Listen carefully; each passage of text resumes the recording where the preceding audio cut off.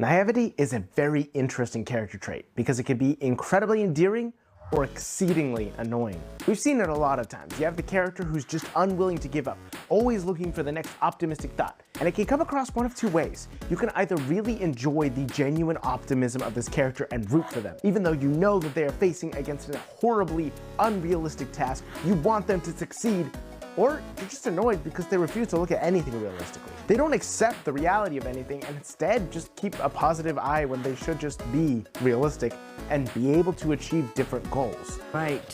What's your deal anyway? You're wrong with the Chihuahua gang? I don't think so. I don't believe you. That's okay, as long as you believe in yourself. What?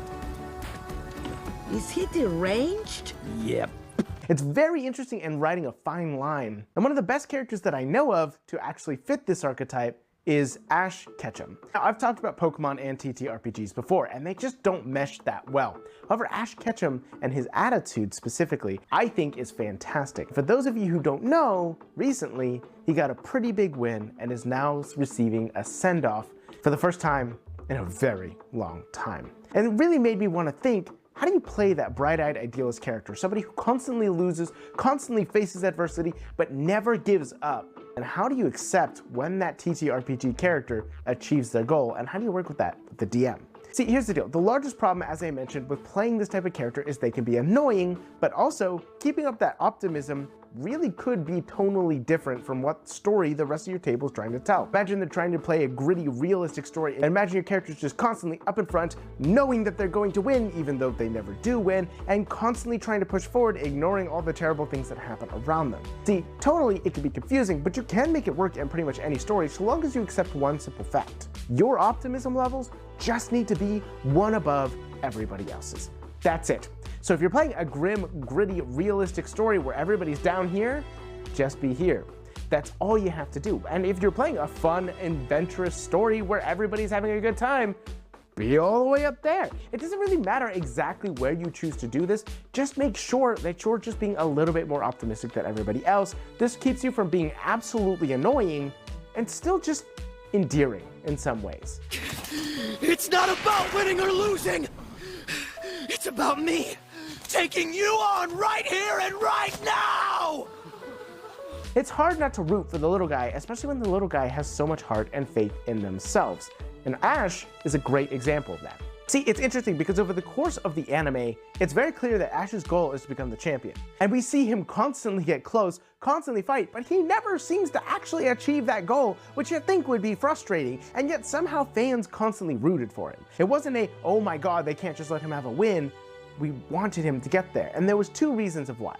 One, we saw him achieve wins outside of the specific goal he was going for. Yes, while he never seemed to quite get where he was going, he was always getting stronger. Until, well, a new season started and he went to a new region, and then for some reason he seemed to go down in power, but those were always fixed pretty quickly. The point was, Ash was always achieving wins, just not the goal he wanted. And that would be one of the #1 things I would recommend for your character.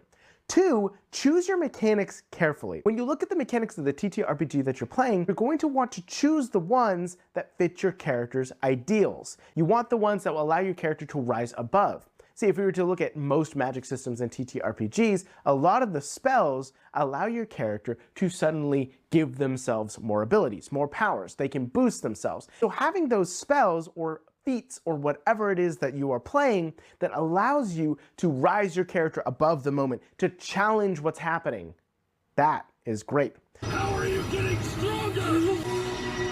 One for all! 1,000,000%!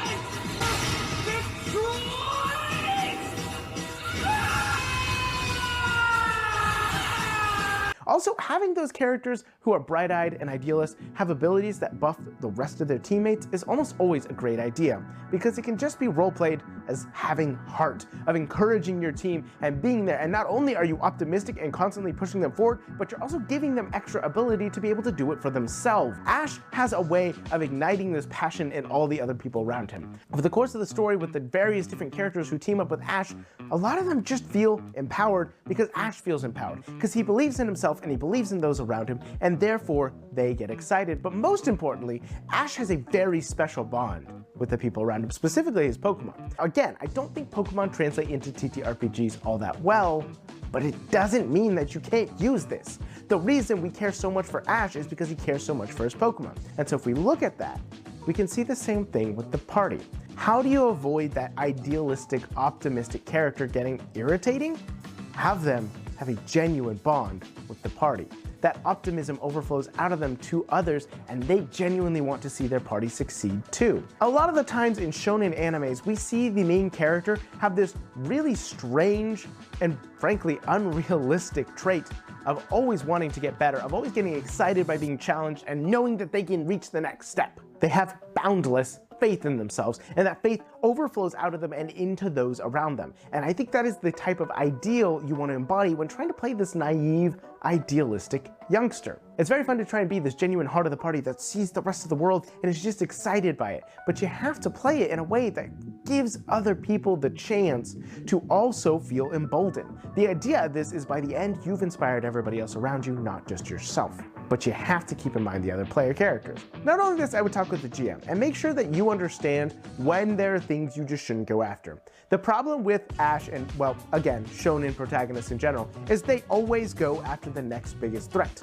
They see a challenge, they rise up to it, they want to train, they want to beat it over and over and over again. And while that's not a bad thing, you'll have to keep in mind that most shonen go over a specific type of story where first meetings with this big challenge beats the main character down. They get decimated by it. You see it in Dragon Ball, you see it in Naruto, you see it in Bleach, you see it all over the place, right? And so you have to keep in mind that that's really not how most TTRPGs work. You don't just go in and get beat up, but oh, okay, the villain will leave me alone and I'll be stronger the next time. No, you can die. That's the purpose of a lot of TTRPGs, especially combat-based ones. So what do you do instead? You talk with the GM, and you make sure that they are communicating to you when an enemy is just not supposed to be fought.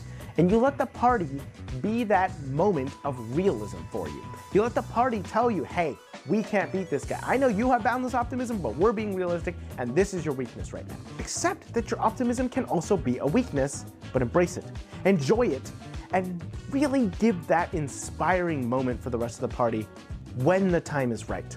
Feel free to inspire them to fight a great foe, but also let them be realistic and have you back down when it's necessary. It can be so inspiring to have that one individual who truly believes in the party rise everybody up and go forward. But you have to choose the right moment or it's just not going to work out. And I really think that that is the best way to play the bright-eyed idealist without being irritating and really bringing a new layer of interesting roleplay to the table. If you want to learn how to play more archetypes just like this one, you can go right here, where you can go to my playlist with the whole catalog. And I'm spending the whole month making these types of videos, so I hope you guys enjoy.